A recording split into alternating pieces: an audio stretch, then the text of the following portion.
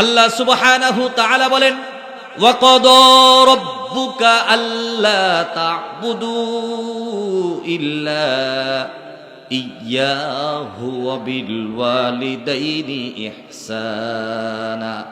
এক নাম্বার রব্বুল আলামিন বলেন, পৃথিবীর মানুষেরা শোনো, পৃথিবীর কাফেররা শোনো, পৃথিবীর নাস্তিকরা শোনো, পৃথিবীর বেঈমানরা শোনো, যদি ইবাদত করতে হয় একমাত্র ইবাদত করতে হয় আল্লাহর ইবাদত ছাড়া বিকল্প কোনো পথ নাই ঘোষণা করে দিলাম আমি আল্লাহ।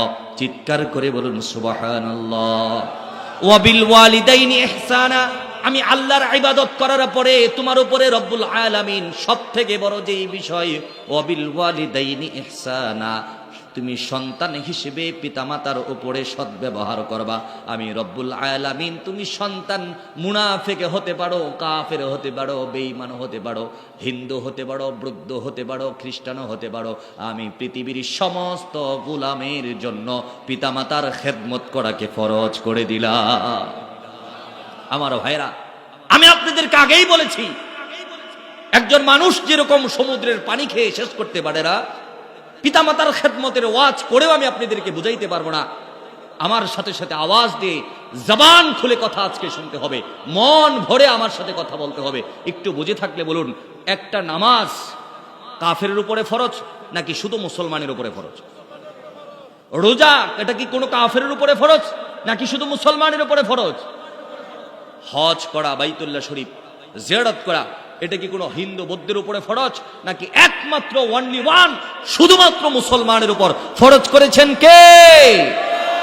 রব বললেন, পৃথিবীর মানুষেরা শোনো, পৃথিবীর সমস্ত ইবাদত আমি মুসলমানের উপরে ফরজ করে দিলাম, কিন্তু কাফের তুমিও শোনো, তুমিও শোনো।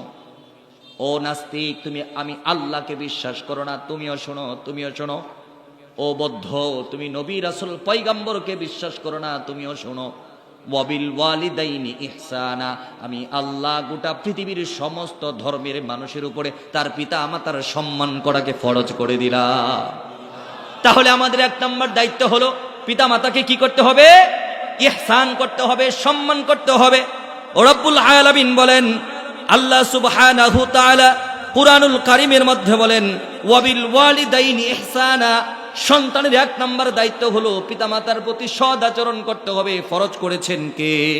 আল্লাহ সুবহানাহু তাআলা। দুই নম্বর বলেন, ইম্মা ইয়াবলুগান্না ইনদাকাল কিবারা আহাদুহুমা আও কিলাহুমা ফালা তাকুল লাহুমা উফফিন ওয়ালা তানহারহুমা। 2 এবং 3 একসাথে আপনাদেরকে শোনাইতে চাই। রব্বুল আলামিন বলেন, এক নম্বরে হলো আমার সাথে আমার ইবাদত করার পরে তোমার পিতামাতার সাথে সৎ আচরণ করবা। 2 নম্বরে হলো পিতামাতা যদি বার্ধক্যে উপনীত হয়, ঘরের মধ্যে প্রস্রাব করে সকাল থেকে সন্ধ্যা পর্যন্ত, সন্ধ্যা থেকে সকাল পর্যন্ত তোর স্ত্রীকে বকাঝকা করে, তোর সন্তানকে বকাঝকা করে, তোর পিতামাতা যদি তোকে মার দূর করে, আল্লাহ রব্বুল আলামিন বলেন, ফালা তাকুল লাহুমা উফফিউ, উহ শব্দও করতে পারবি না, হুকুম জারি করে দিলাম আমি আল্লাহ। পিতামাতার উপরে সন্তানের 6 হক। 1 নম্বর হক হলো পিতামাতার সাথে সৎ আচরণ করতে হবে। 2 নম্বর হলো পিতামাতা যদি আপনার উপরে চোখ দিয়ে দেখা যায় যে জুলুম হচ্ছে, তারপরেও উফ শব্দ উচ্চারণ করা যাবে। ফালা তাকুল লাহুমা উফফি ওয়ালা তানহারহুমা। রব বলেন, উফ তো করতে পারবাই না, চোখ রাঙাইতে পারবা না, ধমক দিতে পারবা না। ওয়ালা তানহারহুমা ওয়ালা তানহারহুমা ওয়ালা তানহারহুমা, পিতামাতাকে ধমকের সুরে কথাও বলতে পারবা না। বিধান জারি করেছেন কে? পিতামাতার সাথে ধমক দিয়ে কথা বলা যাবে না, ধমক দিয়ে কথা বলা যাবে না। তুমি রাষ্ট্রপতি হতে পারো, প্রধানমন্ত্রী হতে পারো, ইমাম খতিব মুয়াজ্জিন বক্তা হতে পারো, সমাজের সমাজপতি হতে পারো, বাজারের ব্যবসায়ী সমিতির সভাপতি হতে পারো। তোমার কথায় 5 কোটি লোক মুহূর্তের মধ্যেই যুদ্ধ ঘোষণা করে দিতে পারে, কিন্তু রিকশাওয়ালা পিতার সাথে ওয়ালা তানহারহুমা ধমক দিয়ে কথা বলার অধিকার দেয় নাই। তিনি কে? তিন নম্বরে হলো ওয়ালা তানহারহুমা, পিতামাতা যদি বৃদ্ধ হয়ে যায়, তোমার সাথে যদি রাগ করে ধমক দিয়ে কথা বলে, তোমার সন্তানকে যদি গালিগালাজ করে, তোমার বউকে যদি ঘর থেকে বের করে দেয়, ওয়ালা তানহারহুমা, ধমক দিবি না। আল্লাহ সুবহানাহু ওয়া তাআলা বলেন ওয়াকুল লাহুমা কাওলান কারীমা, ধমক তো দিবি না। ওয়াকুল লাহুমা কাওলান কারীমা, রাগ করে কথাও বলবি না। ওয়াকুল লাহুমা কাওলান কারীমা, যখনই কথা বলবি পৃথিবীর সবটা সম্মান একসাথে মিশায়া পিতা মাতার সামনে মাথা নত করে কথা বলবি। চিৎকার করে বলুন সুবহানাল্লাহ। কাওলান কারীমা, প্রত্যেকটা কথা বলতে হবে সম্মানের সাথে। বাপ মায়ের সাথে প্রত্যেকটা কথা বলতে হবে মর্যাদার সাথে। ও সম্মান আর মর্যাদা কেমন? পৃথিবীতে তুমি জন্মগ্রহণ করার পরে মৃত্যুর আগ পর্যন্ত সমস্ত মানুষকে যতটা সম্মান করেছো, শিক্ষককে সম্মান করেছো, ইমামকে সম্মান করেছো, প্রধানমন্ত্রীকে সম্মান করেছো, তোমার নেতাকে সম্মান করেছো, তোমার চাচাকে, তোমার দাদাকে সম্মান করেছো, গোটা পৃথিবীর সমস্ত মানুষকে যেই পরিমাণে সম্মান করেছো, পিতা মাতার সাথে যদি 1 মিনিটের মধ্যে এতটা সম্মান করো, এরপরেও এই সম্মানের হক আদায় করা সম্ভব হবে? মুহতারাম হাজরিন, ওয়াকুল লাহুমা কাওলান কারীমা। সন্তানের 4 নাম্বার দায়িত্ব হলো পিতামাতার সাথে যখনই কথা বলবে সম্মানের সাথে কথা বলবে। 5 নাম্বার হলো ওয়াখফিদ লাহুমা জানাহাজ যুল্লি মিনার রাহমা, যখন পিতামাতার সাথে কথা বলবা মাথাটাকে একটু ঝুঁকায়া দিয়া, ওয়াখফিদ লাহুমা জানাহাজ যুল্লি মিনার রাহমা। এই যে তোমার 2টা বাহু আছে, জিম করার সময় ছেলেরা এইভাবে তার পেশি মানুষকে দেখায়, কিংবা কুস্তি খেলার সময় মানুষ সিনা টান করে হাঁটে, মারামারি করার সময় সিনাটা টান করে চলে, রাস্তাঘাটে যখন চলে তখন সিনাটা একটু টান করে পেটটা একটু নিচের দিকে দিয়ে মানুষে চলে। আওয়াজ দিয়ে বলুন ঠিক কিনা? ও রব বলেন পৃথিবীর মানুষেরা শোনো, এই যে আমাদের দেশের সাবেক রাষ্ট্রপতি ছিলেন আব্দুল হামিদ, তার নাম ছিল, আপনারা কি তার নাম শুনেছেন? উনি বড় রসিক মানুষ। তার কথা যদি পৃথিবীর কোনো মানুষ শুনে না হেসে আর থাকতে পারে না। কিন্তু দেখবেন তার ডানে একজন বডিগার্ড আছে, বামে একজন বডিগার্ড আছে। হাসির কথা বলতে বলতে নিজেও হাসে, সব মানুষকেও হাসায়। কিন্তু কিরামান কাতিবিনা ইয়ালামুনা মা তাফআলুন, কিরামিন কাতিবিনের মতো 2টা ফেরেশতা তার ডানেও আছে বামেও আছে বডিগার্ড, এরা কিন্তু হাসে না। বলেন ভাই, এরা কি হাসে? এরা তো হাসেই না, বরঞ্চ কখনো সিনা টান করে দাঁড়ায় না, আবার কখনো মাথা উপর করে দাঁড়ায় না, আবার কখনো এইভাবে হাত বেঁধে ওঠা দাঁড়ায় না। আপনি যদি বিশ্বাস না হয় আপনারা একটু ভিডিওটা দেখে নেবেন। রাষ্ট্রপতির বডিগার্ড রাষ্ট্রপতির পিছনে এভাবে হাত দিয়ে মাথা নত করে তার বাহু ছেড়ে কিভাবে দাঁড়িয়ে থাকে, খোদার কসম করে বলি, আমি সেই ভিডিও দেখার পরে আমার মনে হয়েছে পৃথিবীতে একজন সন্তান একমাত্র তার বাবা মায়ের সামনেই এভাবে দাঁড়ানোর হক রাখে। রাষ্ট্রপতির থেকেও বেশি অধিকার রাখেন যিনি, তিনি হলেন আমাদের রিকশাওয়ালা পিতামাতা, মূর্খ পিতামাতা, যেই পিতামাতার মুখ দিয়ে এখনো দুর্গন্ধ আসে। আওয়াজ দিয়ে পড়ুন ঠিক কিনা? মুহতারাম হাজরিন, এই যে 5 নাম্বার হক আপনাদেরকে বললাম, নিজের 2টা বাহুকে বিছাই দিতে হবে। 6 নাম্বার হক বলার আগে আপনাদেরকে একটু কমন সেন্স আপনাদেরকে একটু জাগ্রত করে দিতে চাই। একটু মুসলমান বুঝে থাকলে বলো, স্বামী স্ত্রীর সম্পর্ক 60 বছরের সম্পর্ক, মারা গেল স্ত্রী, বুঝে থাকলে বলুন তো, এই যে মারা গেল এই বিচ্ছেদের মধ্যে এই সম্পর্ক আছে নাকি গেছে? স্কুলে পড়েছেন 60 বছর, পড়াশোনা করেছেন একসাথে, শিক্ষকতা করেছেন একসাথে, অবসর হয়েছেন একসাথে, স্কুলের বন্ধুর সাথে 60 বছরের সম্পর্ক আপনার। এই বন্ধু একদিন পৃথিবী ছেড়ে চলে গেছে, সম্পর্ক আছে নাকি গেছে? নিজের সন্তানটা মারা গেছে, এরপরেও তো সন্তান যেহেতু আপনার মারা গেছে, সম্পর্ক তো এখানেই শেষ হয়ে গেছে। কিন্তু একটু চিন্তা করুন, পিতা মাতা যদি মারা যায়, ও রব্বুল আলামিন বলেন পৃথিবীর মানুষেরা শোনো, পৃথিবীর সব মানুষ যদি মারা যায় মুহূর্তের মধ্যেই সম্পর্ক শেষ হয়ে যায়। আল্লাহ রাব্বুল আলামিন বলেন পৃথিবীর মানুষেরা শোনো শোনো, বাবা মা যদি মারা যায় তুমি পৃথিবীতে যত হাজার বছর বেঁচে থাকবা প্রত্যেক দিন এই দোয়া করা ফরজ করে দিলাম আমি আল্লাহ। তোমাকে দোয়া করতে হবে রব্বির হামহুমা কামা রব্বায়ানি সগীরা। সুতরাং আপনার বাবা বাঁশঝাড়ের পিছনে শুয়ে আছে, আপনার মা পুকুর পাড়ে শুয়ে আছে, সম্পর্ক শেষ নয়। এই পৃথিবীতে যতদিন নিঃশ্বাস আপনার আছে ততদিন বাবা মায়ের জন্য দোয়া করা ফরজ করেছেন যিনি, তিনি কে? মুহতারাম হাজরিন, আমি আপনাদের মাঝে সন্তানের উপরে পিতামাতার উপরে সন্তানের 6টা গুরুত্বপূর্ণ দায়িত্ব আমি আপনাদেরকে শোনাইলাম। এরপরে আমি আপনাদের মাঝে বুখারী শরীফের 5971 নম্বর একটি হাদিস পাঠ করেছি। আন আবি হুরাইরা রাদিয়াল্লাহু তাআলা আনহু قال, হযরতে আবু হুরাইরা রাদিয়াল্লাহু তাআলা আনহু বলেন, জাআ রাজুলুন ইলা রাসূলিল্লাহি সাল্লাল্লাহু আলাইহি ওয়াসাল্লাম, আল্লাহ রাসূলের কাছে একজন সাহাবী আসলেন, একজন ব্যক্তি আসলেন, যেই কোনো ধরনের একজন মানুষ হতে পারে। ফাকালা ইয়া রাসূলুল্লাহ, আসার পরে বললেন, ও গো আল্লাহর নবী, মান আহাক্কু বিহুসনি সাহাবাতি, ও গো আল্লাহর নবী আমি আপনার থেকে জানতে চাই এই পৃথিবীতে আমার উপরে কার হক সব থেকে বেশি? জিজ্ঞেস করছেন একজন মানুষ। হযরতে আবু হুরায়রা বর্ণনা করেন, জিজ্ঞেস করেছেন আল্লাহর নবীর কাছে। কার কাছে? আওয়াজ করে পড়তে হবে, কার কাছে? আল্লাহর নবী বললেন, ক্বালা উম্মুকা, সব থেকে বেশি হক রাখে তোমার উপরে যিনি, তিনি হলেন তোমার মা।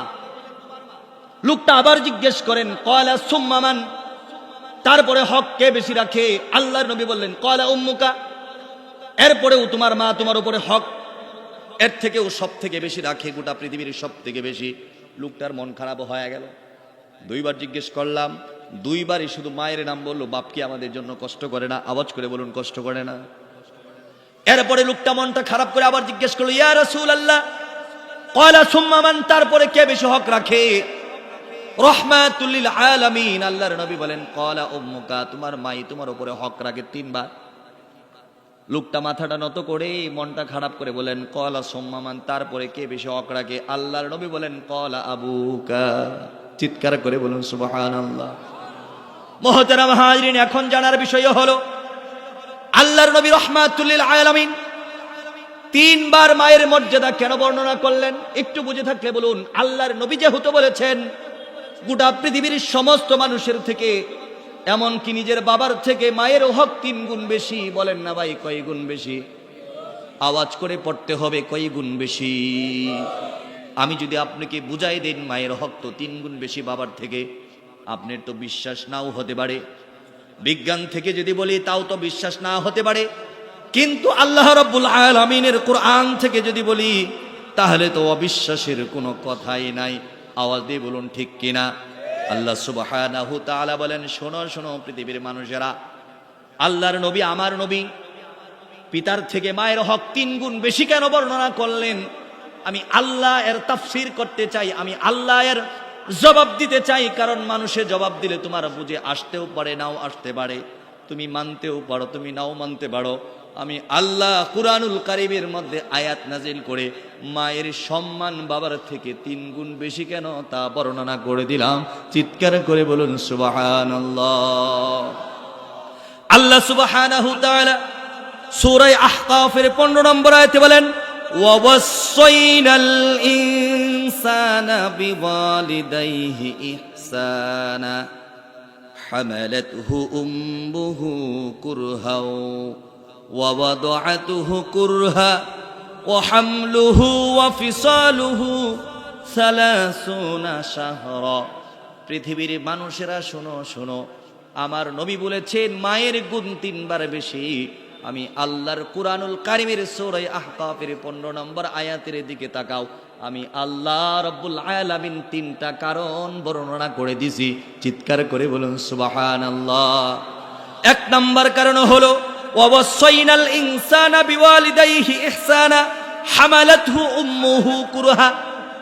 আমি আল্লাহর ইবাদত তোমাকে এই কারণেই সব থেকে বেশি করতে হবে।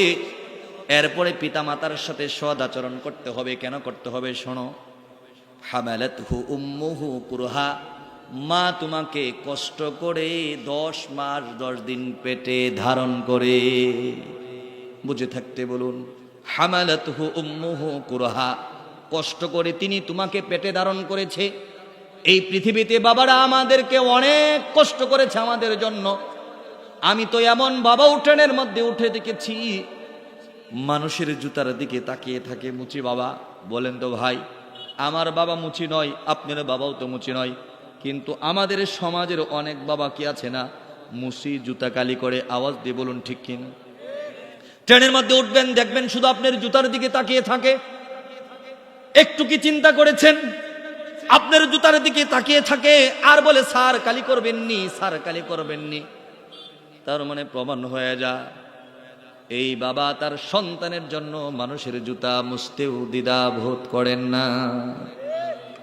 আল্লাহ সুবহানাহু তাআলা বলেন, বাবা তার সন্তানকে মুচিগিরি করে ইনকাম করে খাওয়াইতে পারে, রিক্সা চালিয়ে খাওয়াইতে পারে, মানুষের পায়ের নিচে নিজের মাথা দিয়া, মানুষের পায়ের নিচে নিজের পিঠ দিয়া টাকা ইনকাম করতে পারে। সদরঘাটের মধ্যে কুলি হইয়া ছোট্ট একটা কাঠের উপর দিয়া 90 কেজি 100 কেজি মাথায় নিয়ে উঠতে পারে। 150 কেজি মোটর সাইকেল পুরুষ তার মাথার মধ্যে নিয়ে রেলের উপরে উঠতে পারে।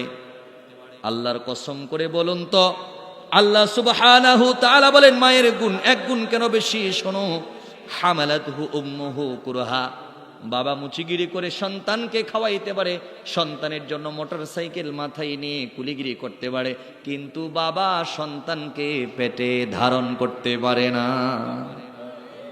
এই 10 মাস কষ্ট করেন কে? আওয়াজ করে বলুন, 10 মাস কষ্ট করেন কে? আল্লাহ সুবহানাহু তাআলা বলেন, যেহেতু এই 10 মাসের নির্যাতন 10 মাসের কষ্ট একমাত্র মা করে, এই জন্যই আমি আল্লাহ সুবহানাহু তাআলা বাবার থেকে মায়ের মর্যাদা 1 গুণ বাড়াইয়া দিলাম।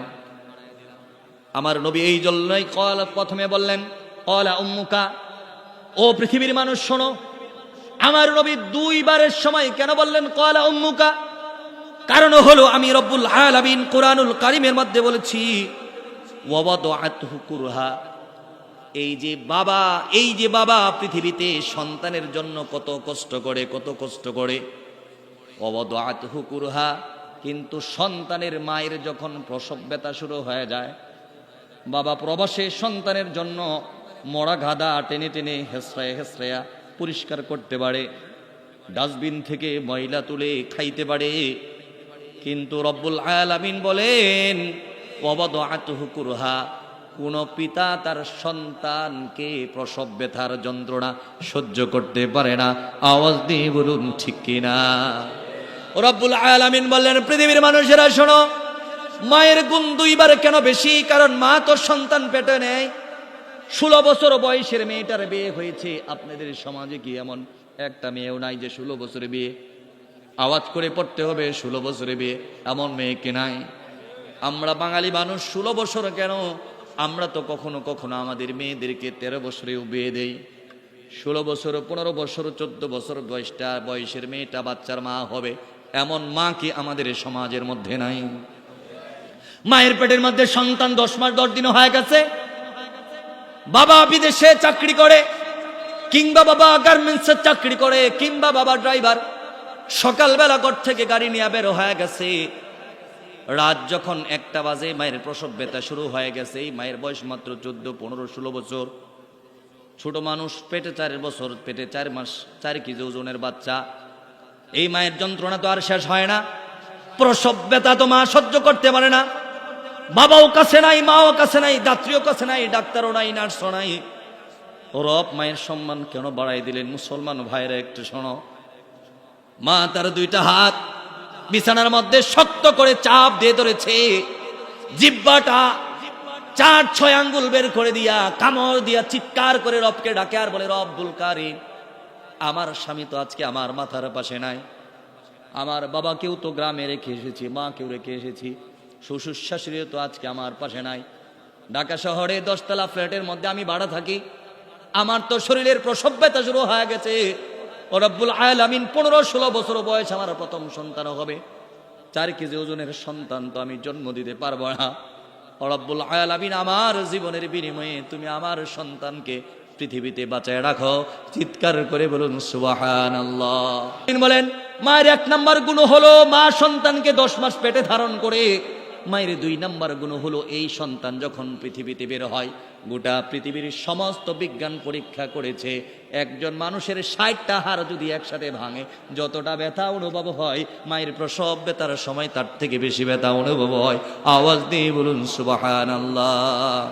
আল্লাহ সুবহানাহু তাআলা বলেন পৃথিবীর মানুষেরা শোনো, মায়ের 3 নাম্বার মর্যাদার কারণ হলো ওয়া হামলুহু ওয়া ফিসালুহু 30 শাহরা। আমি আল্লাহ রাব্বুল আলামিন মাকে 3 নাম্বার মর্যাদা দিয়েছি, 3 নাম্বার গুণে গুণান্বিত করেছি, বাবার থেকে 3 নাম্বার বেশি মর্যাদা দিয়েছি। কারণ হলো মা এই সন্তানকে 30 মাস পর্যন্ত পেটে ধারণ এবং দুধ পান করায়। গোটা পৃথিবীর বাবা সন্তানের জন্য মুসিগিরি করতে পারে, রাখালগিরি করতে পারে, সুইপার হতে পারে, ডাস্টবিনের ময়লা খাইতে পারে, কিন্তু সন্তানকে দুধ পান করাইতে পারে না। কি বলেন, পারে? পারে ভাইরা আমার, পারে? কোনো দিন সম্ভব না। স্বামী স্ত্রী ঝগড়া রাখছে, লাগার পরে এতদিন পর্যন্ত মেয়েটার সংসারে কোনো ক্ষমতাই ছিল না।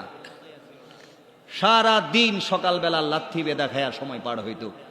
যেই দিন থেকে বাচ্চা হয়েছে ওই দিন থেকে রাত 12টার সময় জামাইরে থ্রেট দেয়, রাখবি নাইলে জামুগা বাচ্চা ফেলাইতে। বলেন তো ভাই, বলেন আপনার বউ যদি 2 দিন 3 দিন 6 মাসের বাচ্চা রেখে চলে যায়, আপনার ক্ষমতা আছে যে একটু দুধ খাওয়াই দিবেন? ক্ষমতা আছে? ও রব্বুল আলামিন বললেন পৃথিবীর মানুষেরা শোনো, মা প্রসব ব্যথা সহ্য করে, মা পেটের মধ্যে ধারণ করে, মা 2 বছর পর্যন্ত দুধ পান করায়। এই জন্য রব্বুল আলামিন বাবার থেকে আমি মাকে 3 গুণ বেশি মর্যাদা দিয়েছি। দুধ পান করায়, এ কথা বলা খুব সহজ, কিন্তু দুধ পান করানোর ধরন, কি পরিমাণে দুধ আমরা খাই, এটা কি আমরা কখনো খেয়াল করেছি? আজকের বিজ্ঞান বলছে একটা সুস্থ সন্তান মায়ের স্তন থেকে অন্তত দিনে 10 বার দুধ পান করে। কয়বার? আওয়াজ করে বলতে হবে, কয়বার? 10 বার দুধ পান করে। প্রত্যেকবার অন্তত 200 গ্রাম করে দুধ পান করে। কয়শো গ্রাম?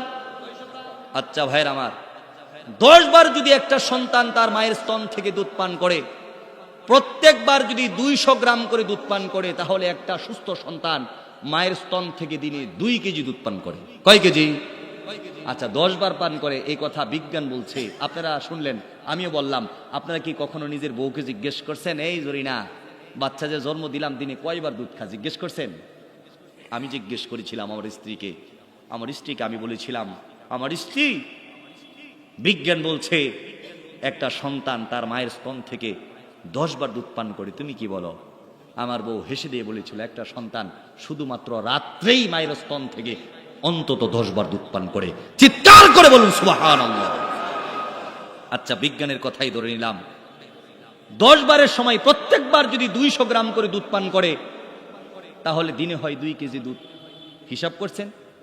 দিনে যদি 2 কেজি দুধ হয়, মাসে হয় 6 কেজি, 60 কেজি দুধ। দিনে যদি মায়ের স্তন থেকে শাল দুধ কোনো সন্তান 2 কেজি করে পান করে, 365 দিনে, এক বছর 365 দিনে একটা সন্তান তার মায়ের স্তন থেকে 730 কেজি দুধ পান করে। কয় কেজি? আওয়াজ করে বলুন, কয় কেজি? 730 কেজি দুধ আপনি পান করছেন আপনার মায়ের স্তন থেকে এক বছরে। অন্তত আমাদের গ্রামের ছেলেরা সর্বনিম্ন 2 বছর দুধ পান করে। আচ্ছা 2 বছর যদি দুধ পান করে, 730 আর 730, আপনারা ব্যবসায়ী মানুষ, অঙ্ক তো ভালো বোঝার কথা, তাহলে হয়ে গেল 1460 কেজি। কয় কেজি? 1460 কেজি দুধ একটা সন্তান তার মায়ের স্তন থেকে 2 বছরে পান করেছে। ও বলবাড়ির মানুষ, মুক্তাগাছাবাসী, তোমাদেরকে বুঝাইতে চায়, 1460 কেজি দুধকে যদি 40 কেজি দিয়ে, অর্থাৎ 1 মণ দিয়ে ভাগ করে দেওয়া হয়, তাহলে একটা সুস্থ সন্তান তার মায়ের স্তন থেকে 2 বছরে অন্তত 36.5 মণ দুধ পান করেছে। সুবহানাল্লাহ বলুন। সুতরাং এই ঋণ শোধ করা সম্ভব। আওয়াজ করে বলুন, এই ঋণ শোধ করা সম্ভব? কোনদিনও সম্ভব না। মোহতারাম হাজিরিন, কথাই কথা মনে পড়ে, এক ছেলে তার মাকে এসে বলছে, মা আমি তোমার সব ঋণ শোধ করে দিতে চাই। আপনারা একটু আমার সাথে আওয়াজ করে বলুন, একটা সন্তান যদি তার মাকে এসে বলে যে আম্মা আমি তো এখন কোটি কোটি টাকার মালিক, তোমার সব ঋণ শোধ করে দিতে চাই, আপনাদের কি মনে হয় সব ঋণ শোধ করা সম্ভব? আওয়াজ করে বলুন সম্ভব। 26 বছর বয়সের এক যুবক এসে মায়ের গলার মধ্যে জড়ায় ধরে মায়ের মাথার চুলের উপর একটা আলতো করে চুমু দিয়ে চোখের জল ছেড়ে দিয়ে বলছে, মা আমাকে পেটে নিয়ে তুমি কত কষ্ট করেছ, আমাকে জন্ম দেওয়ার সময় তুমি কত কষ্ট করেছ, কত কষ্ট করে আমাকে 2 বছর দুধ পান করিয়েছ। আমার বাবা ছোট সময় ইন্তেকাল করেছে, তুমি আমাকে প্রাইমারি পাস করিয়েছ, হাই স্কুলে দিয়েছ, আমাকে তুমি ডুয়েট বুয়েট ইঞ্জিনিয়ার পড়িয়েছ, আমার চাকরির জন্য নিজের জমি বাড়ি ভিটা বিক্রি করেছ। আজকে আমার থাইল্যান্ডে বাড়ি আছে, লন্ডনে গাড়ি আছে। মা তুমি কি চাও?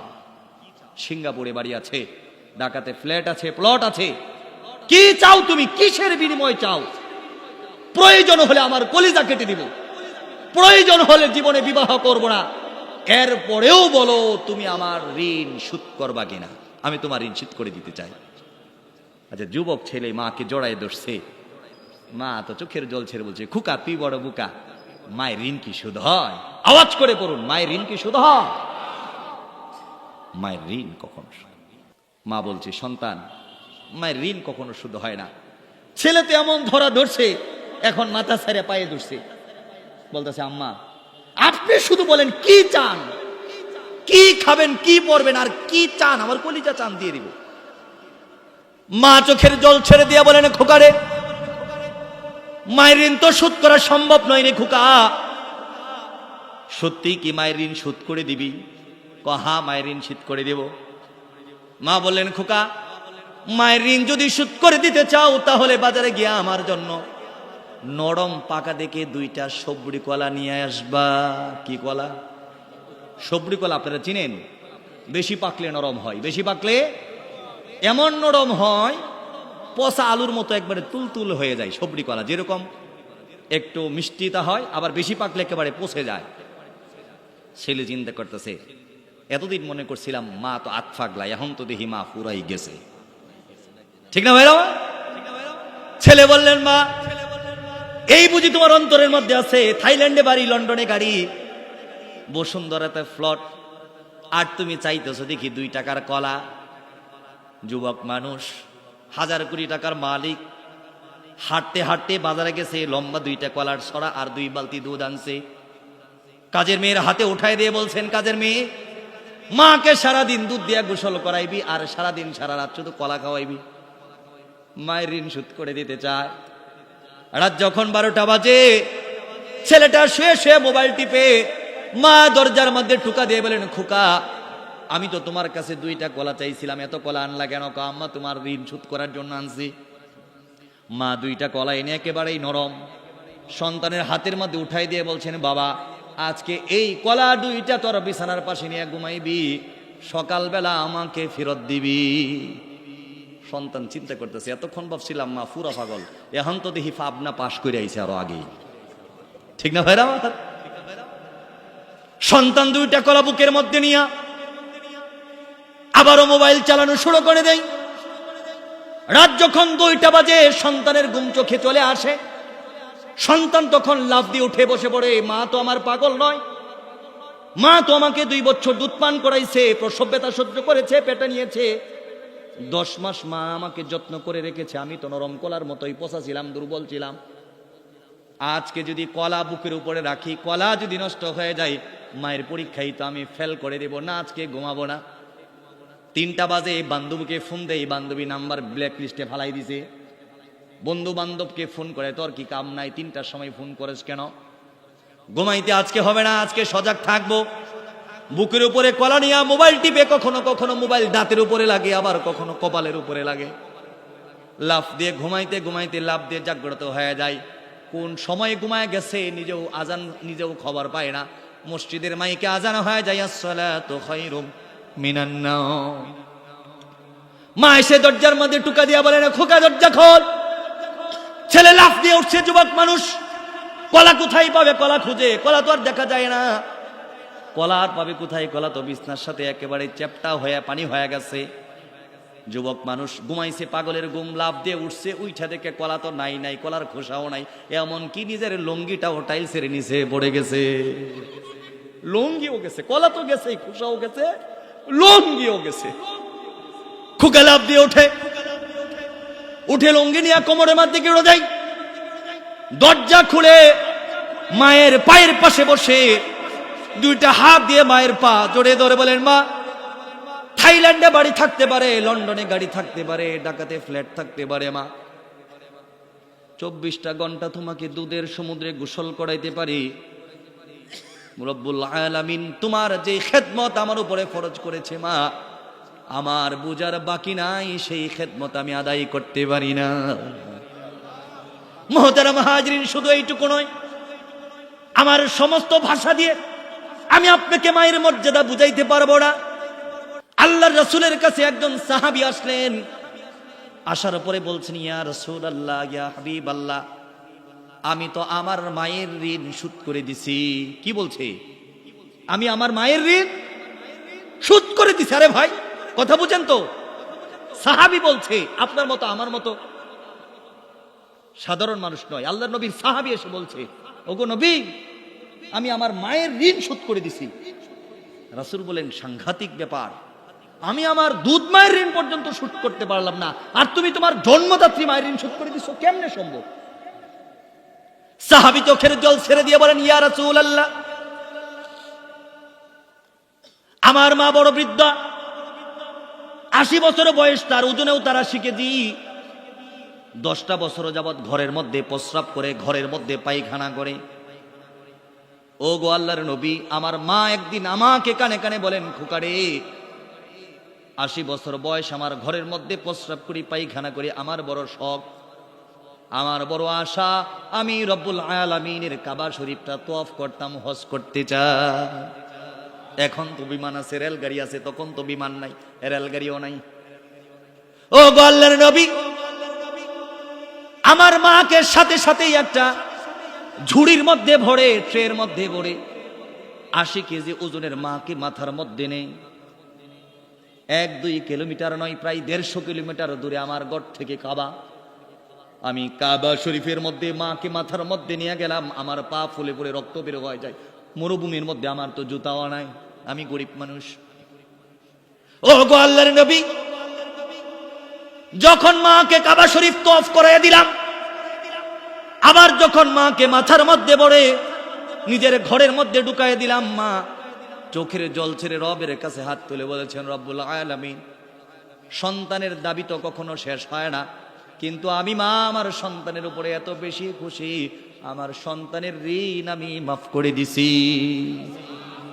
আল্লাহর নবী রাহমাতুল লিল আলামিন চোখের জল ছেড়ে দিয়ে বলেন, ও গো আমার সাহাবী, শোনো শোনো, সাংঘাতিক খেদমত তো তুমি করেছো, সেই সাথে সাথে আমি বলতে চাই, তোমার মায়ের যেই খেদমত তুমি করেছো, সেই সাথে সাথে তোমার শরীরের 7 পল্লা চামড়া দিয়া যদি মায়ের জুতা বানায় দিতা, তোমার মা এই জুতা ব্যবহার করে প্রস্রাব পায়খানা করে তোমার 7 পল্লা চামড়ার স্যান্ডেলটা যদি ছিঁড়ে যেত, আমি নবী ঘোষণা করে দিতে চাই, সাহাবী, এরপরেও মায়ের ঋণ শোধ করা সম্ভব নয়। চিৎকার করে বলুন সুবহানাল্লাহ।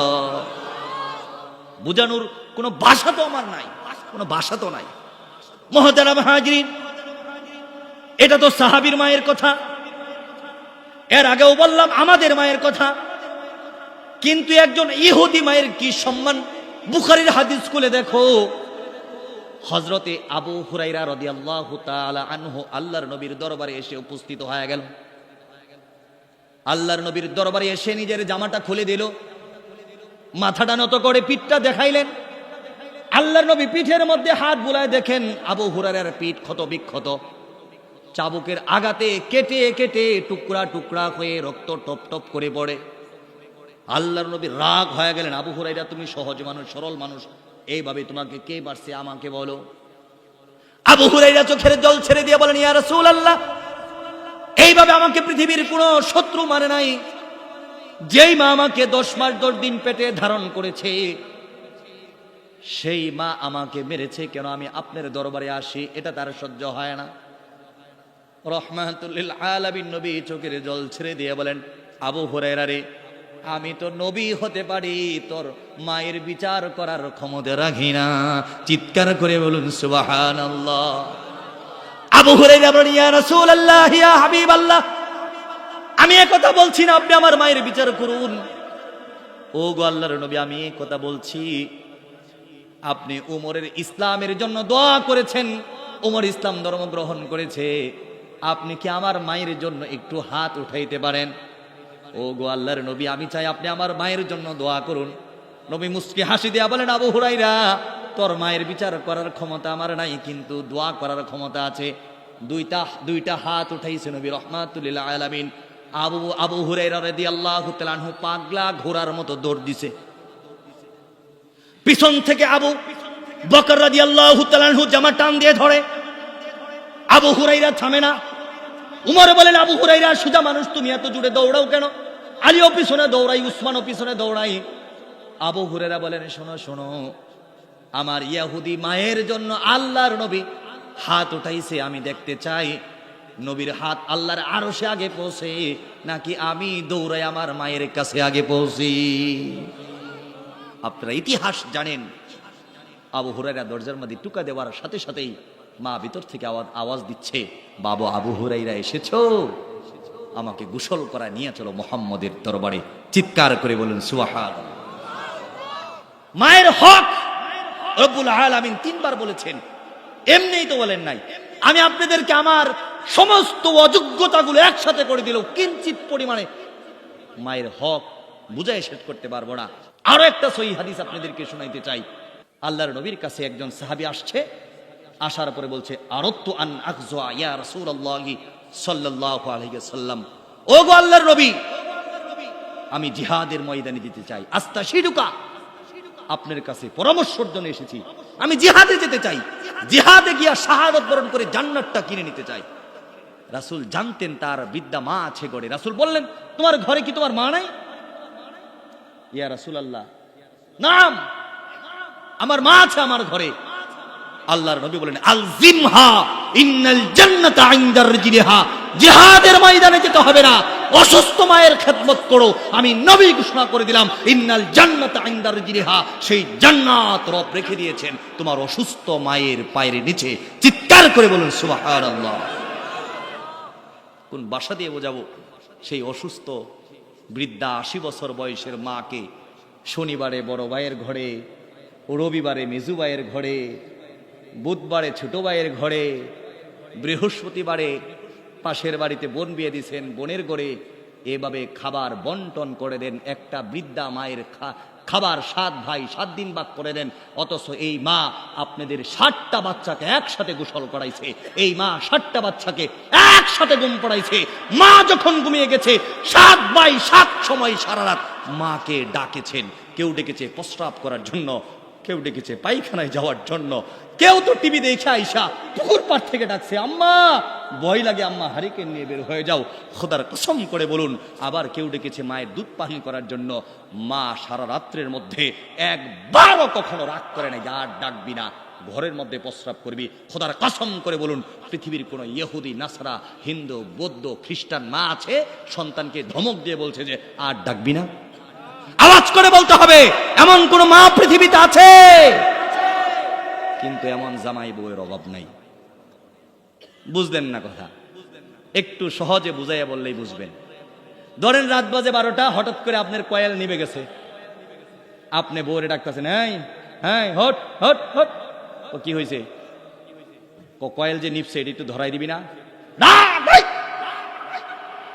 কয়েল নিভছে এই জন্য রাত 12টার সময় আমার ঘুম থেকে সারাদিনে কি করে আইছো, কয়েলটা একটু ধরাইতে পারো না? বলে না ভাই, বউ কি জামাইরে এই ঝাড়ি দেয় না? আওয়াজ করে বলুন, এই ঝাড়ি দেয় না? রাত্রে গেছেন, মশারি টানাইতে হবে, মশারি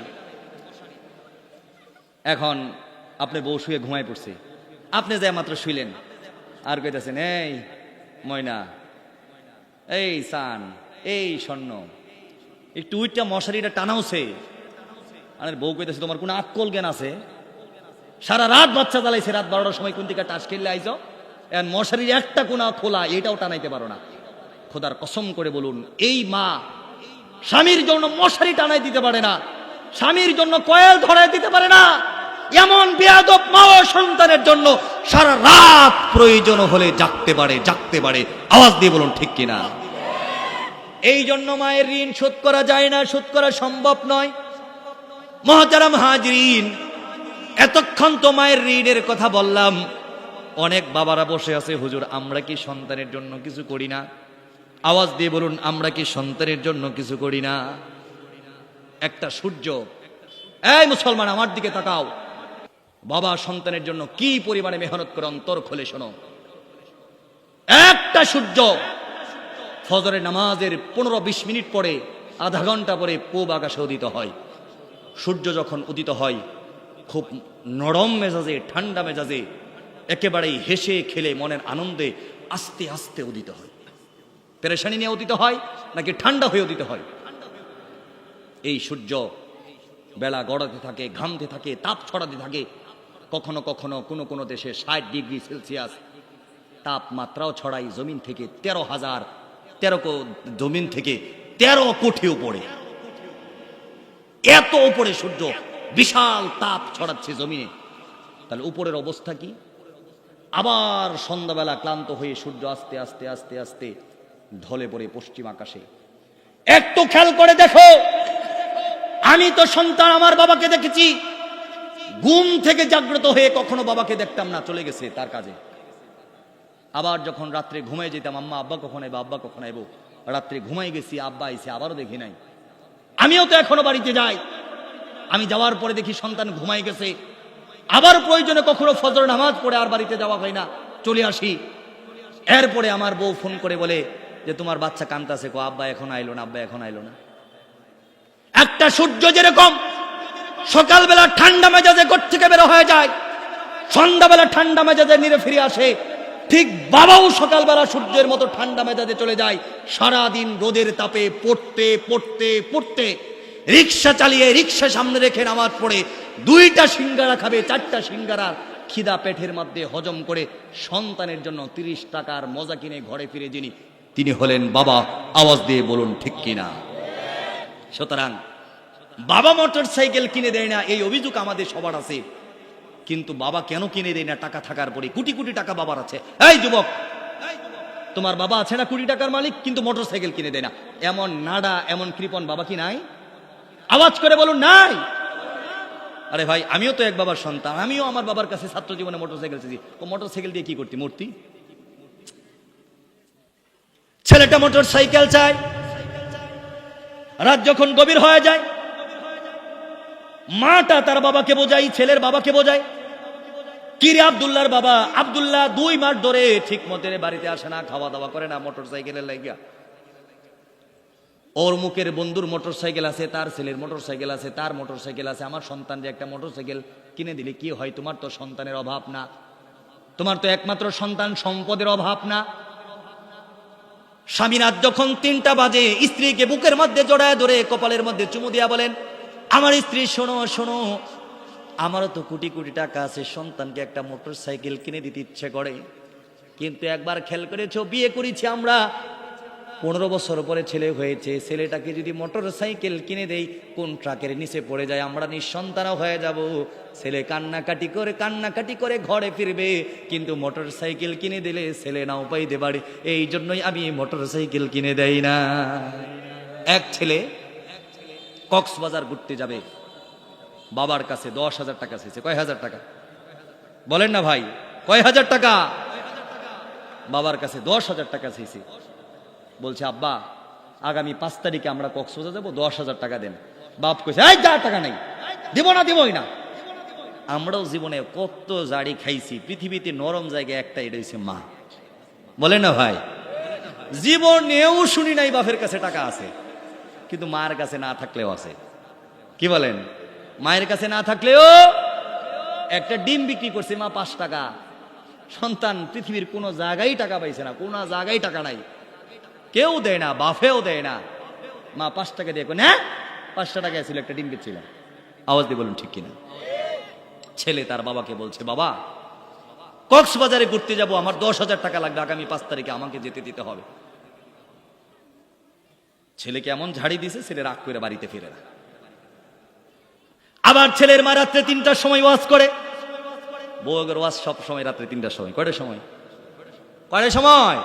আরে আওয়াজ করে বলুন, কয়টার সময়? গয়না একটা আসিল কানের দুল, ওইটা ভাঙছে, ওইটা ঠিক করতে হবে রাইতে 3টার সময়। কয়টার সময়? আওয়াজ করে বলুন, কয়টার সময়? বিয়ার সময় ওয়াদা দিছিলেন যে একটা চেন দিব, 17 বছর ধরে বিয়ে করছেন, এখনো চেন দেয় নাই, এখনো রাত 3টার সময় ঘুম ভাঙলে ক আব্দুল্লাহর বাপ তোমার আর কত কইতাম, 17টা বছর হয়ে গেছে, আমার চেনটা দিয়া দাও। কারণ যাকে এই সময় মেজাজটা একটু ভালো থাকে, ঠিক না ভাইরা? মুহতারাম হাজরিন, ছেলের মা ছেলের বাবাকে বোঝাচ্ছে আব্দুল্লাহ কক্সবাজারে ঘুরতে যাবে, মাত্র 10,000 টাকা না চাইছে দিয়ে দাও, টাকার তো অভাব নাই। বাবা বললেন, তুমি যেহেতু এত করে বলছো, যাও দেখি টাকা দিয়ে দিব। ছেলেকে বললেন, ছেলে আজকে তো 2 তারিখ, তুমি আজকে আমি 3 দিনের নেশাবে যাচ্ছি, তুমি একটু দোকানে বসো। 3 তারিখ 4 তারিখ 2 তারিখ 3 তারিখ 4 তারিখ 3 দিন দোকানদারি করো, 5 তারিখে কক্সবাজার যাও, টাকা দিব। ছেলের মনটা তো বড় খুশি। ছেলে দোকানের মধ্যে গিয়া বসছে, কাস্টমার একটাও আসে না। কি বলেন দোকানদার? এমন হয় না? সকাল 11টা 12টা বেজে গেছে, 3-4 ঘন্টা দোকান খুলছে, এখনো কাস্টমার নাই। একজন কাস্টমার আসছে, শাড়ি দেখবো যে বাবা শাড়ি দেখাও। 10টা 20টা শাড়ি দেখাইছে, সেম কালারের মধ্যে, সেম কোয়ালিটির মধ্যে, অন্য ডিজাইন আছে নাকি? মাথা গরম হয়ে গেছে, বলার কয় কি সেম কালার সেম ডিজাইন, অন্য কালার আছে নাকি? রাগ উঠে গেছে, এই শাড়ি বেচবো না। দোকানদারের ছেলেটা বলেন, চাচা যান বলে গেছে, কাস্টমার দোকানের রহমত, তাদের সাথে ঝগড়া করতে হয় না, আপা আপনি বসেন, আমি আবারও সারাই আপনারে দেখাই। সারাদিন পরে 4,000 টাকা বিক্রি করে।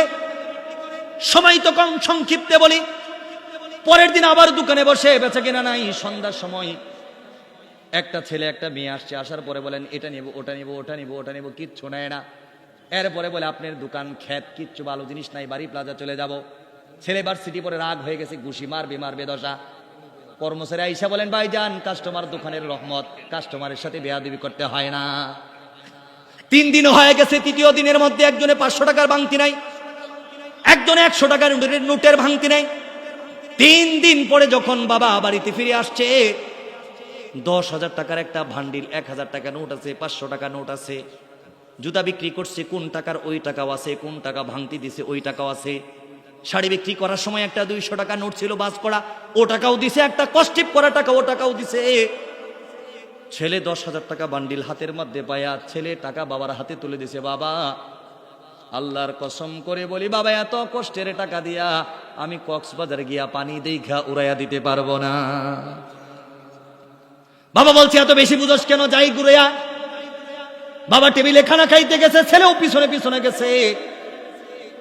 মা বলছেন, কি হয়েছে খোকা, তুই যাস না কেন? কমা, 3 দিন দোকানদারি করে বুঝেছি আমার বাবা এই পৃথিবীর সব থেকে বেশি কষ্ট করে, এত পরিশ্রমের টাকা 3 দিনে 3,000 টাকা লাভ হয় নাই। আমি আজকে থেকে বিশ্ববিদ্যালয়ে পড়ার পাশাপাশি বাবার দোকানে একটু সময় দিতে চাই। বাবা চোখের জল ছেড়ে দিয়ে বলেন, তরকারি আজকে জাল হয়ে গেছে, খাওয়া যায় না। খোদার কসম করে বলি, বাবার চোখের পানি এমন হয় কখনো কখনো সন্তানকে বুঝতে দেয় না। রাখবেন, আপনার বাবাকে যখন আপনি দাফন করে আসছেন, সর্বশেষ এমন ব্যক্তিকে আপনি দাফন করেছেন, একমাত্র ব্যক্তি যিনি ছিলেন, তিনি আপনাকে তার থেকে উঁচু আসনে দেখতে চেয়েছেন। আপনার কোনো শিক্ষক চাই না, আপনি শিক্ষকের থেকে বেশি পদ মর্যাদার অধিকারী হন। যেই নেতার পিছনে সকাল থেকে সন্ধ্যা পর্যন্ত খাটুনি করেন, সেই নেতাও চাই না আপনি নমিনেশন পান। খোদার কসম করে বলুন, আপনার ভাইও চাই না আপনি তার থেকে বেশি ইনকাম করুন, আপনার বাতিজাও চাই না তার ছেলের থেকে আপনার ছেলে বেশি মেধাবী হোক। কিন্তু একমাত্র বাবা চেয়েছে, আমি যেহেতু মাওলানা হয়েছি, আমার ছেলেটা মুফতি হোক, আমি যেহেতু MBBS ডাক্তার হয়েছি, আমার ছেলেটা আরো বিদেশ থেকে পড়াশোনা করে আসুক। আওয়াজ দিয়ে বলুন ঠিক কিনা? মুহতারাম হাজরিন, সর্বশেষ আর 2 মিনিট একটা কথা বলে শেষ করে দিতে চাই। অনেক মা বোনরা এসেছে, আমাকে যে নির্ধারিত টাইম দেওয়া হয়েছে আমি টাইমের মধ্যেই কথা বলছি। আমার আলোচনা প্রায় শেষ দিকে চলে এসেছে। সর্বশেষ আমরা এতক্ষণ পিতামাতার খেদমতের আলোচনা শুনলাম। কিন্তু আমাদের সমাজের অনেক পিতামাতা আছে পুত্রবধূকে এমন নির্যাতন করে ফেরাউন যে আসিয়াকে নির্যাতন করে, কখনো কখনো এমন ধরনের পশ্চিমা নির্যাতন করে বসে থাকে। আওয়াজ দিয়ে বলুন ঠিক কিনা? আমরা পত্রিকা খুললেই দেখেছি দেবর, ননদ, ভাসুর, শ্বশুর মিলে মেয়েটাকে 16 টুকরা করে মেয়েটাকে একেবারে বাথরুমের কমোটের মধ্যে ভরে দিছে, সেফটি ট্যাঙ্কের মধ্যে ফেলে দিছে, লাকেজ বিস্কেজের মধ্যে নিয়ে ড্রেনের মধ্যে ফেলে দিছে। এমন সংবাদ আপনারা শুনেন না? মুসলমান ভাইরা, আপনার বাড়িতে একজন মেহমান আসছে, আপনারা 10 জন সদস্য, 10টা সদস্য থাকলে আমরা গ্রামের মানুষ সাধারণত 10টা মাছই বাজি করা হয়। মেহমান আসছে একটা, বলেন মেহমান আসছে কয়টা? এখন এই একটা মেহমানকে একটা মাছ দিতে হয়েছে। আপনি একটা মাছ খেয়েছেন, আপনার বাবাও খেয়েছে, আপনার ছেলেও খেয়েছে, আপনার কাজের লোকটাও একটা মাছ খেয়েছে, একমাত্র একটা মাছ কম পড়েছে, সেটা হলো আপনার বউ বা আপনার পুত্রের বউ। আওয়াজ দিয়ে বলুন ঠিক কিনা? আয-যুলমু যুলমাতুন ইয়াউমাল কিয়ামা। নিজের স্ত্রী হোক, নিজের পুত্রবধূ হোক, এভাবে যদি তাদেরকেও নির্যাতন করা হয় প্রতিনিয়ত, এই জুলুম কিয়ামতের মধ্যে অন্ধকার ধারণ করবে। এই জুলুম আপনাকে জাহান্নামে নেওয়ার জন্য যথেষ্ট হবে। আওয়াজ দিয়ে বলুন নাউযুবিল্লাহ। পরিসমাপ্তির কথা বলে যাই মুহতারাম হাজরিন, সেটা হলো আমাদের সমাজের স্বামীরা স্ত্রীকে তো শান্তি দেয় না, তো দেয় না, জীবনে কখনো ভালো ব্যবহারও করে না। কিন্তু আমরা যদি রাসূলুল্লাহ সাল্লাল্লাহু আলাইহি ওয়াসাল্লামের 4টা রোমান্টিক সুন্নাহ, কয়টা বলেন কয়টা? হাতের আওয়াজ শেষ ওয়াজ, হাতটা একটু উপর দিকে উঠান। কয়টা সুন্নত? ওই যে 5 আঙ্গুল উড়েছে অনেকে, 1 আঙ্গুল কমাইছে। সুন্নত কয়টা? পৃথিবীর মানুষেরা শোনো, আম্মা জান আয়েশা বলেন, আমার রাসূলের শত শত সুন্নতের মধ্যে কোন মানুষ যদি এই 4টা সুন্নতের উপরে আমল করে, সেই স্ত্রী তার স্বামীকে পাগলের মতো ভালোবাসবে। শুধু ভালোবাসা খোঁজার জন্য কবিরাজ খুঁজে আর তাবিজ খুঁজে, ঠিক না ভাইরা আমার? জামাইও খালি কবিরাজ খুঁজে, হুজুর একটা ব্যবস্থা করে দেন, গেছে গা, আইন না দেন হুজুর, কিন্তু রাখার সময় তুমি রাখতে পারো নাই, হারে এত আর খুঁজে লাভ নাই। 4টা রোমান্টিক সুন্নত যদি কেউ পালন করে, স্বামী তার স্ত্রী তাকে পাগলের মতো ভালোবাসবে। আম্মা জান আয়েশা বলেন, আমার নবী রাহমাতুল লিল আলামিন, আমার স্বামী যতক্ষণ ঘরের মধ্যে শুয়ে থাকতেন, উনি যদি কোরআন তেলাওয়াত করতেন, আমার উরুর উপরে মাথা রাইখা কোরআন তেলাওয়াত করতেন। সুবহানাল্লাহ বলুন, আর আস্তে বলুন সুবহানাল্লাহ।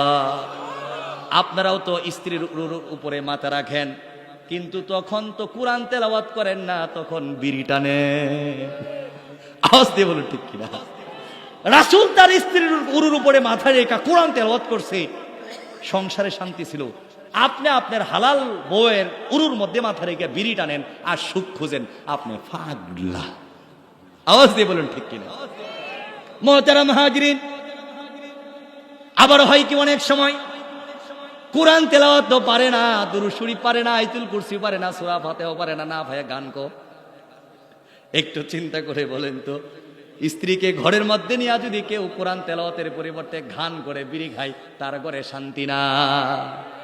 আম্মা জান আয়েশা বলেন, পৃথিবীর মানুষেরা শোনো, রহমতের নবী যখন আমার ঘরের মধ্যে প্রবেশ করতেন, সব সময় আগে সালাম দিতেন। ঘরে প্রবেশ করার সাথে সাথে আমার চুলের মুঠিটা একটু উপর দিকে উঠায়া তার 2টা বিজার ঠোঁট দিয়ে আমার কপালের মধ্যে চুমু দিতেন। রহমাতুল লিল আলামিন নবী যখন ঘর থেকে বের হয়ে মসজিদে যেতেন, আমার কপালের মধ্যে চুমু দিতেন। আল্লাহর কসম করে বলুন তো, এই যে মাহফিলে আসছেন, স্ত্রীর কপালের মধ্যে একটা চুমু দিয়া যদি আসেন, যায়াও যদি একটা চুমু দেন, সারা রাত আপনার স্ত্রী কারেন্ট গেলে গা বাতাস দেব নাকি দেব না? মুহতারাম হাজরিন, আম্মা জান আয়েশা বলেন, রাত যখন গভীর হয়ে যায়, আমার যখন মন খারাপ হয়ে যায়, আমার স্বামী বলেন, আয়েশা চলো তো দেখি পূর্ণিমার আকাশের চাঁদ ওঠে, আজকে মাঠের মধ্যে যাই, 2 জনে দৌড় প্রতিযোগিতা দেই। একটু বুঝে থাকলে বলুন, রাত যখন 2টা বাজে, গোটা পৃথিবী নীরব হয়ে গেছে, আপনি যদি বলেন চল তো দেখি জরিনা, আজকে রাত 2টা বাজে, আমার পশ্চিমের বন্ধের মধ্যে ধান ক্ষেত আছে, যা আমরা ক্ষেতটা দেখে আসি। খোদার কসম করে বলুন তো, রাত 3টার সময় যদি স্ত্রীকে হাতের মধ্যে ধরে তাল কুড়াইতে যান, আম কুড়াইতে যান, পুকুর পাড়ে মাছ পাহাড়া দিতে যান, আল্লাহর কসম করে বলুন তো, সারাদিন সারাক্ষণ স্ত্রী আপনার নামে তসবিহ পড়বে। আওয়াজ দিয়ে বলুন ঠিক কিনা? সর্বশেষ সুন্নাতটা কয়ে যায়, আম্মা জান আয়েশা বলেন, আমার রাসূল যখন ঘরে ফিরতেন আমার জন্য হাতে করে কিছু না কিছু আনতেন। আপনি তো বউয়ের জন্য কিছু নেনই না। এমনও জামাই আছে 30 বছর ধরে বিয়ে করছে, জীবনে সালামও দেয় নাই। একটু চিন্তা করে দেখেন, 10 টাকার বাদাম কিনছেন, খাইতে খাইতে সবগুলা নিজের পেটের মধ্যে দিছেন, ঘরের মধ্যে যায় পকেটের কোণার মধ্যে 2টা পাইছেন, 2টা নিয়ে যদি কোন যে তোমার লাগে বাদাম আনছি গিফট 2টা, খোদার কসম করে বলুন 2টা বাদামের দাম 10 পয়সাও হতে পারে না। কিন্তু আপনার স্ত্রী আপনার জন্য অকাতরে জীবনটা বিলাই দিতে পারে কি পারে না? একটা গোলাপ ফুলের দাম 10 টাকা, অনেক তো দাম না? বাজার থেকে একটা 10 টাকার গোলাপ পাই না, বউ দরজা খুলছে হাত পিছনে, যদি বলেন পাগলি তোর লাগে একটা জিনিস আনছি, কি জিনিস আনছো? একটা গোলাপ ফুল নিয়ে কানের মধ্যে গুঞ্জে দিয়েছেন, খোদার কসম করে বলুন এই বউটা আপনার জন্য জীবন দিতে রাজি হবে কি হবে না? আপনার কোটি কোটি টাকা আছে, নিজেও সিদ্ধান্ত নিছেন জীবনে কোনোদিন বউরে স্বর্ণের জিনিস কিনে দিব না, কিনে দিব না, কিনে দিব না। কিন্তু বউ যখনই চাই তখনই করেন যে চিন্তা তো করি। আপনি উমরাতে গেছেন, আপনার টাকা আছে তাও কিনেন নাই, একটা ইমিটেশনের আংটি আনছেন, এরপরও কইছেন কত চেষ্টা করছি তোমার জন্য টাকা মিলে না, একটা আংটি আনছি ইমিটেশন, রাগ করো না ময়না। খোদার কসম করে বলুন তো এই স্ত্রীর কাছে 10 টাকার ইমিটেশনের আংটিটা হীরার আংটির থেকেও দামি। মহতারাম হাজরিন, আপনারা মনোমুগ্ধকর অবস্থায় আমার প্রায় 1.5 ঘন্টা আলোচনা শুনেছেন। আমি আপনাদের প্রতি চিরকৃতজ্ঞ। আপনারা ভালো থাকুন, সুস্থ থাকুন। সর্বশেষ কথা, আজকে যে পিতামাতার হক সম্পর্কে আলোচনা করেছি, আমরা যেন আমাদের জীবনের সবটুকু মেহনত সময় দিয়ে আমরা যেন পিতামাতাকে সন্তুষ্ট করতে পারি। পিতামাতার সন্তুষ্টের সাথে রবের সন্তুষ্ট নিহিত রয়েছে। আল্লাহ রাব্বুল আলামিন আমাদের উপরে সন্তুষ্ট হন, আমাদের পিতামাতা আমাদের উপরে সন্তুষ্ট হন। ওমা আলাইনা ইল্লাল বালাগ ওয়া আখিরু দাওয়ানা আনিল হামদুলিল্লাহি রাব্বিল আলামিন। আসসালামু আলাইকুম ওয়া রাহমাতুল্লাহি ওয়া বারাকাতুহু।